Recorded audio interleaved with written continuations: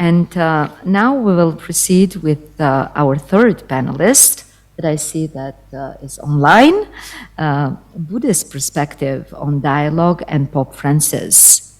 And we have the great honor to have amongst us most Reverend, Venerable Brahman Pudit. So thank you very much for coming. Just for a little bio, Venerable Fra Brahman Pundit is Chief Abbot of Wat University of Bangkok in Thailand, and also is a member of the Supreme Sangha Council, Rector of the University of Bangkok, the oldest Buddhist university in the nation. He is on the board of the World Religious Leaders for Elijah Interfaith Institute. Welcome to our Congress. Thank you. I'm very pleased to be a part of this international Congress to celebrate the 10th anniversary of Pope Francis' election to papacy. The Pope leadership inspired Christians and non-Christians around the world to work together for the benefits of the whole world.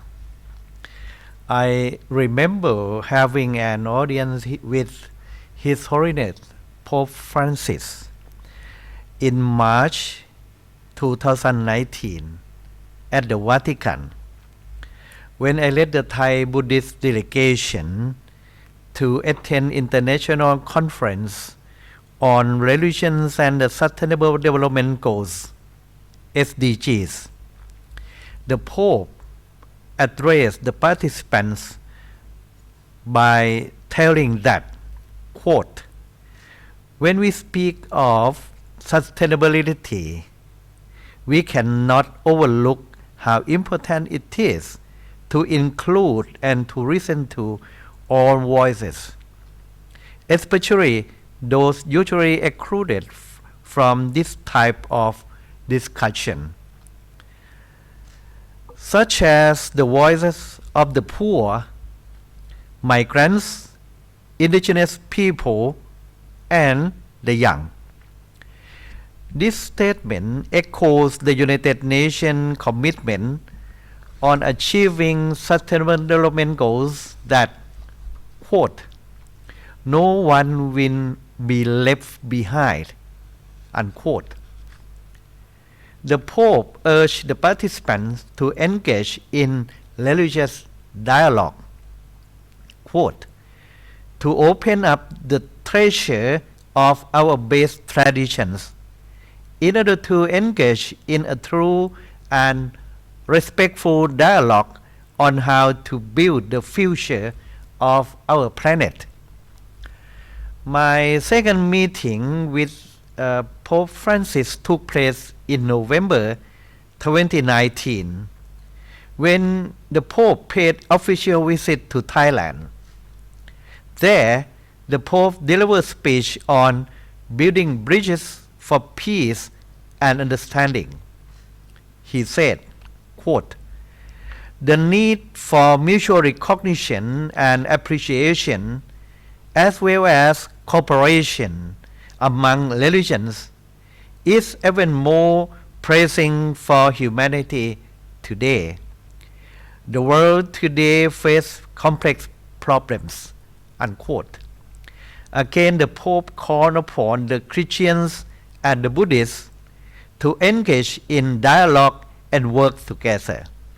He said, quote, "All of us are called not only to pay attention to the voice of the poor in our environment, the marginalized, the oppressed, indigenous peoples, and religious minorities, but also not to be afraid to generate instances where we can unite and work together. For interreligious dialogue and cooperation to be fruitful, as the Pope has suggested, we have to cultivate at least two virtues in our mind, namely tolerance and compassion. This is because dialogue is to be based on tolerance and cooperation is to be based on compassion. The Buddhist term for tolerance is khanti. The comprehensive definition of tolerance is found in the Declaration of Principle on Tolerance proclaimed by UNESCO as, quote, respect, acceptance, and appreciation of the rich diversity of our world's cultures, our forms of expression and ways of being human, unquote. Tolerance is clearly emphasized by the Pope when he spoke at the Vatican about the teachings of Jesus and the Buddha during a meeting with a Buddhist delegation from Thailand in June 2022 as follows, quote, sadly, on all sides, we hear the cry of a wounded humanity and a broken earth. The Buddha and Jesus understood the need to overcome the egoism that gives rise to conflict and violence. The Dhammapada sums up the Buddha's teaching thus: to avoid evil, to cultivate good, and to cleanse one's mind. This is the teaching of the Buddha. Jesus told his disciples, I give you a new commandment, that you love one another. Just as I have loved you, you also should love one another. The Pope said, quoting from the Tripitaka and the Bible.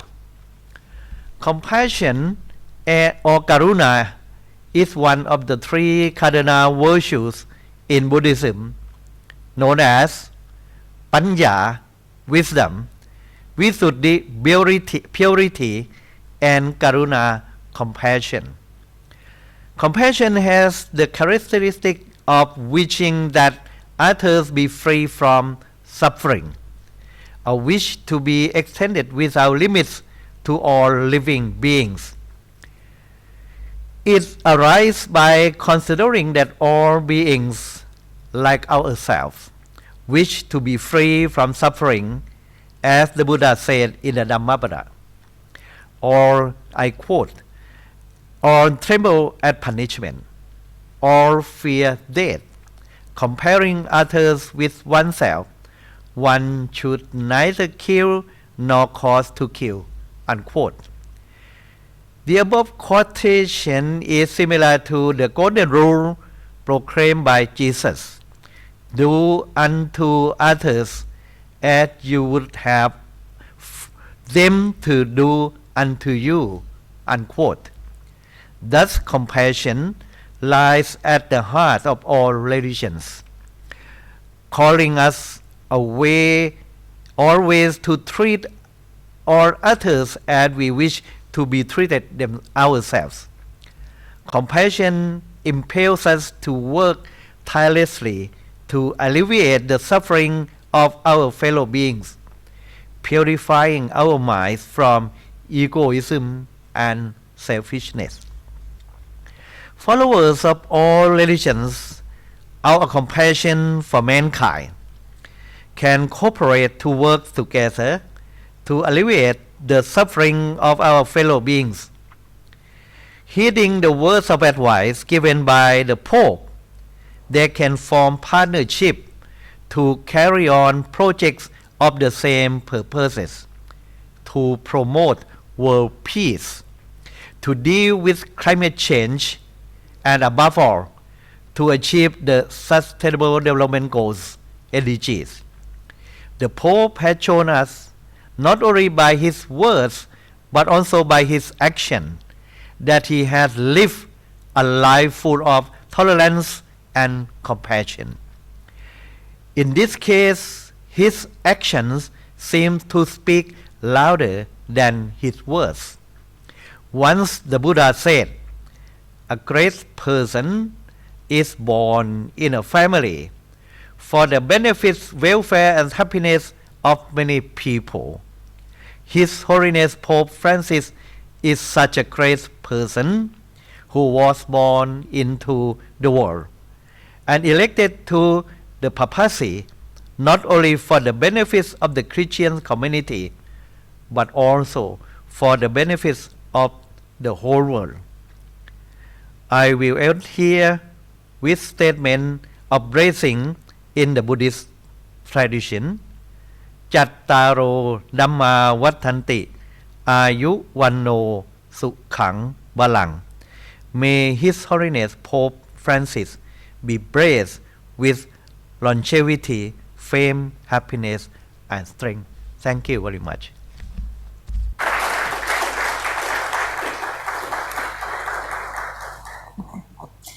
Thank you very much for this beautiful presentation and also the last words that you prayed actually for Pope Francis, born for the benefit of the whole world. And I'm sure we need to send this to Pope Francis. Thank you. And also for sharing the special meetings that you had with Pope Francis and setting the tone with something that is very dear to the heart of Pope Francis, listening to the voices of the poor, including all voices, young, old, no one left behind, and these draw parallels between Buddhism and Christianity, obviously. And also treasuring all the traditions. Also, the focus of the paper was also on the theology of tolerance and compassion, and also I can say the theology of tenderness. Pope Francis has spoken recently on the theology of tenderness, which needs to be explored, even that. Because all are kind of wells to the interreligious dialogue that is the focus of our Congress.